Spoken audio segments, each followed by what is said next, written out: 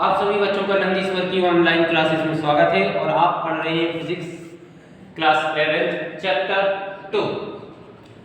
Chapter 2 में हम पढ़ेंगे क्या, हमारे पास 4 टॉपिक हैं। मात्रक, बहुपद, मूल राशियां, व्युत्पन्न राशियां, एसआई पद्धति में मूल मात्रक और मात्रकों की विभिन्न पद्धतियां। सबसे पहले हम टॉपिक लेते हैं क्या, सबसे पहले हमारा टॉपिक होगा मात्रक, बहुमात्रक की गुण। आप सभी जानते हैं कि दैनिक जीवन जो होता है कि अपना भागा दौड़ी से भरा हुआ है, हमें बहुत से सामान लेने जाने पड़ते हैं बाजार में। आप पेन की निब से लेके पेंट की जिप तक कोई भी चीज लेते हैं उसका मेजरमेंट रहता है, उसका मेजरमेंट रहता है। अब आप जानते हैं कि सर पेन की निब का मेजरमेंट क्या होता है, आप कह रहे हैं कि सर 0.4 माइक्रोमीटर, तो इसका भी मेजरमेंट होता है। हाँ, तो हर चीज जो बनी होती है तो उसका एक मेजरमेंट होता है। तो मात्रक उनके लिए क्या होता है कि हम एक पद्धतियां निश्चित कर देते हैं कि हमें कैसे नापना है और किस में नापना है, जिससे क्या होता है कि एक तारतम्यता आ जाती है और लोग बाग उसके लिए खरीदना बेचना, उसके बारे में व्यापार करना सीख जाते हैं। सबसे पहले हम मात्रक लेते हैं। मात्रक किसे कहते हैं? मात्रक जैसे कि किसी राशि का मानक, निर्देश मानक, जो मानक होता है वो आपका क्या हो, मापन के लिए निर्देश मानक लिया जाता है, तो उसको क्या कहते हैं, अपन मात्रक कहते हैं। जैसे कि कहने को ले लिया, अपन कपड़े को 2 तरीके से नाप सकते हैं, एक तो मीटर में नाप सकते हैं, एक सेंटीमीटर में नाप सकते हैं। बर्तन को हम क्या कर सकते हैं, तौल में लेते हैं। अब बर्तन को नाप के तो लेंगे नहीं, किसमें लेंगे, तौल के लेंगे। मतलब इसका मानक है कि ये तौल के बिकेगी। कैसे बिकेगी, तौल के। दूध आप किस में लेते हैं, लीटर में लेते हैं, किलो के भाव में तो नहीं लेते ना। तो आपने क्या देखा कि दूध वगैरह है, जो पानी वगैरह है, पेट्रोल है, वो लीटर में मिल रहा है। जो आपकी शक्कर है, बेसन है, मैदा है, वो किस में मिल रही है, तौल के, किलो के भाव में मिल रही है। जो आपके कपड़े हैं, आपकी अन्य चीजें हैं, वो आपकी मीटर में नपते हैं। अब आपकी इलेक्ट्रिसिटी का बिल ही आता है तो वो किस में नपता है, एम्पियर में नपता है। भाई मेरे आप कह रहे भैया पानी कितना हो गया गर्म, 100 डिग्री सेल्सियस गर्म हो गया भैया। तो कहने का मतलब क्या है, हर चीज के लिए आपका निर्देश मानक अलग है। यही आपके निर्देश मानक है। जिसकी ताप को आप केल्विन में नाप रहे हैं या सेल्सियस में नाप रहे हैं, तो ये आपके क्या है, मात्रक है, निर्देश मानक है। तो ये आपके क्या कहलाएंगे, मात्रक। मात्रकों के गुण देंगे। गुण के बारे में क्या चर्चा करें, देखो हम गुण के बारे में चर्चा करें। सबसे पहली बात ये होती कि वो सर्वमान्य होना चाहिए। ऐसा नहीं होना चाहिए कि अलग अलग हो। सर्वमान्य क्या है कि अगर मैंने आपको अगर 100 का नोट देता हूं तो आप अगर नीरज सर के पास जाते हैं तो वो 50 में नहीं चलाएंगे, उसको 100 में ही चलाएंगे। क्यों चलाएंगे, क्योंकि भैया उसका मूल्य बराबर है। ठीक है, अगर गुण तो यानी कि कैसा होना चाहिए, सर्वमान्य होना चाहिए। उसके लिए अगर 1 किलो चीनी यहाँ पर मिलती है खनिया दाने में, तो 1 किलो का बाट वही बिछोर में मिलेगा उतने ही वजन का। तो ऐसे क्या हो जाएगा, वो सर्वमान्य हो जाएगा।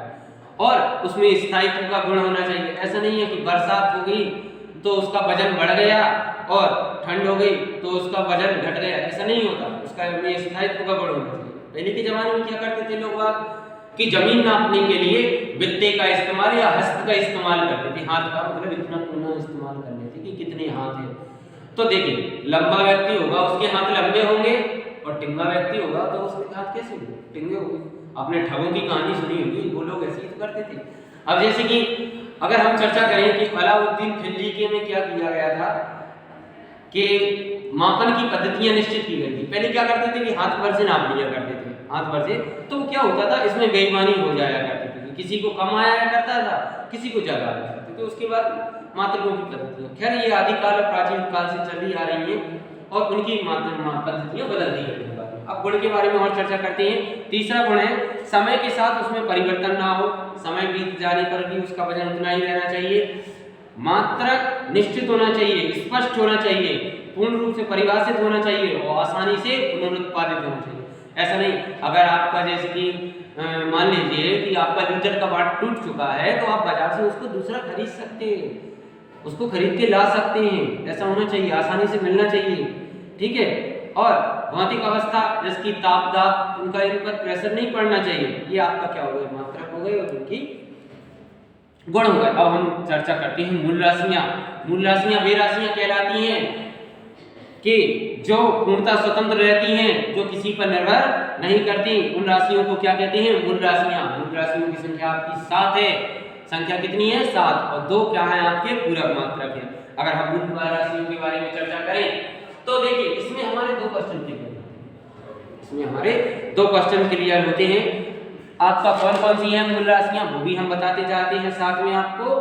जैसे कि आपका लंबाई है, द्रव्यमान है, और आपका समय है, ताप है,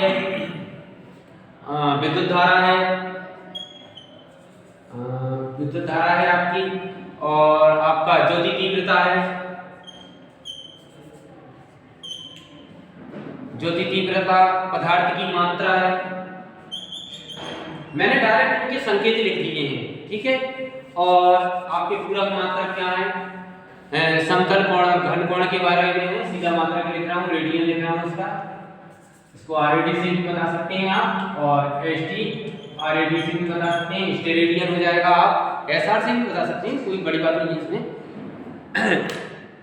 अब हम समय पहले अपनी मूल राशियों पर ही चर्चा करेंगे। मूल राशियां देखिए क्या क्या है आपकी। मूल राशियां 7 है। देखिए लंबाई, देखो अगर लंबाई है किसी में तो वो किसी पर निर्भर नहीं करती। हाँ, व्युत्पन्न राशियां क्या कहती हैं? व्युत्पन्न राशियां और बता देता हूं कि वह राशियां जो मूल राशियों पर निर्भर करती हैं व्युत्पन्न राशियां कहते हैं। अब जैसे उदाहरण लेंगे, अपने लंबाई ले ली। लंबाई ले ली, लंबाई को आप मीटर में भी नाप सकते हैं, सेंटीमीटर में भी नाप सकते हैं, इंचेस में भी नाप सकते हैं। किलोग्राम को आप ग्राम में भी नाप सकते हैं, किलोग्राम भी हो सकता है, पाउंड भी हो सकता है। आप जिसमें आप ब्रिटेन में देखिए वहां पर पाउंड में नापता है। पाउंड कितना होता है? 450 ग्राम का होता है आपका। आधा किलो का वाट अलग रहता है, ग्राम का मात्रक अलग रहता है। और हाँ, मिलीग्राम में भी नाप सकते हैं आप। और मीटर की बात करें तो नैनोमीटर भी नाप सकते हैं। समय की भी बात कर रहे हैं, इसी बीच में समय भी आ गए हैं आपके। तो समय के बारे में अगर अपन बात करें तो समय सेकंड में भी नपता है, घंटे में भी नपता है, मिनट में भी नपता है, दिन रात सब में नपता है। तो हर एक अलग अलग चीजें हैं।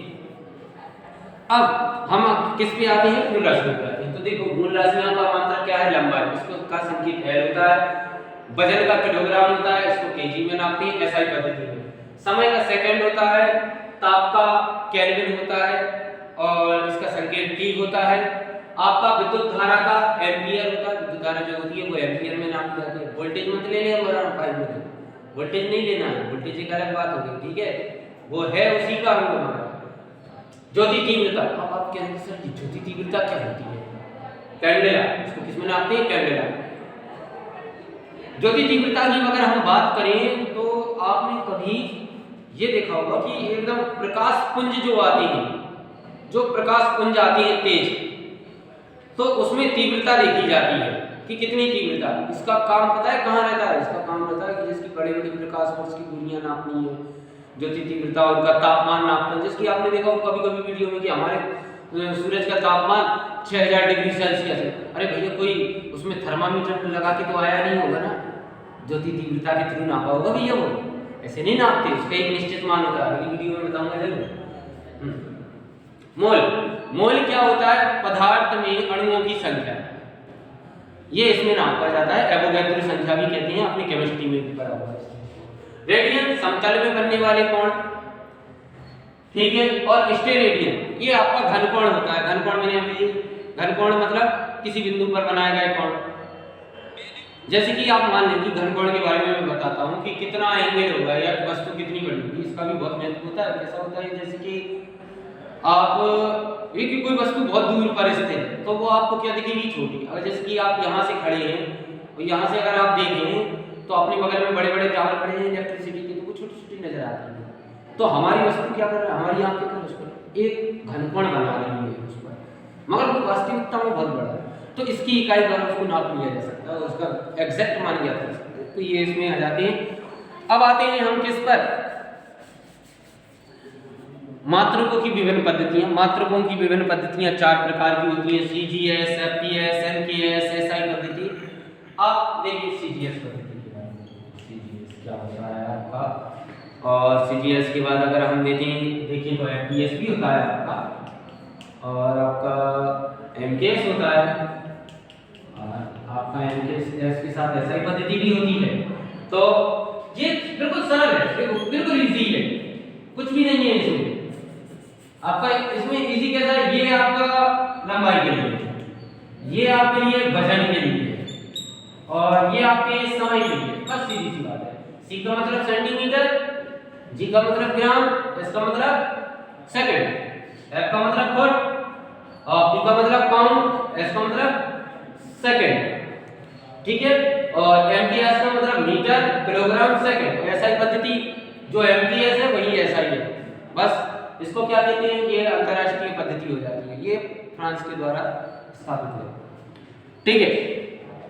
अब देखिए इसमें जो वजन होता है वो अपन किस में नाप रहे हैं, ग्राम में, लंबाई सेंटीमीटर में, और समय सेकंड में। ये मुख्य रूप से ब्रिटेन की पद्धति है, इंग्लैंड में सब में ज्यादा फेमस है, और फुट पाउंड सेकंड पद्धति ये यूरोपियन पद्धति है, ये ज्यादातर जो है ना ये ऑल यूरोप में चलती है। फुट पाउंड सेकंड जो होती है आपकी यूरोपियन पद्धति है, ठीक है। और MKS पद्धति ये आपके अन्य देशों में, जैसे अपने भारत देश वगैरह में SI पद्धति और MKS पद्धति का इस्तेमाल होता है। तो इसमें आप अन्य सभी चीजों को नापते हैं। आप बाजार में जाते हैं तो आप ये नहीं कहते कि 100 सेंटीमीटर कपड़ा दे दो, आप ये कहते हैं कि 1 मीटर कपड़ा दे दो या 1 कपड़ा दे दो। आप बाजार में जाते हैं 1 किलो तेल दे दो, 2 किलो तेल दे दो, या आप कुछ भी चीज़ लेने जाते हो तो उस हिसाब से रह जाता है, वो आपकी बोलने की निर्भर करता है। मगर आप जहाँ भी बोलेंगे तो आप MKS पद्धति का इस्तेमाल या SI पद्धति का इस्तेमाल करते हैं। अगर और इसके बाद देखिए आपको SI पद्धति का जो पूरा नाम है ली सिस्टम इंटरनेशनल डी यूनिट्स कहते हैं। ये आपका फ्रांसीसी नेम है, क्या है आपका फ्रांसीसी नेम है, ली सिस्टम इंटरनेशनल डी यूनिट्स। एक बार और बोले देता हूँ, ली सिस्टम इंटरनेशनल डी यूनिट्स। अब SI पद्धति और मूल मात्रकों की भी परिभाषाएं रहती हैं जिनको अलग अलग प्रकार से दिया जाता है, ठीक है सर।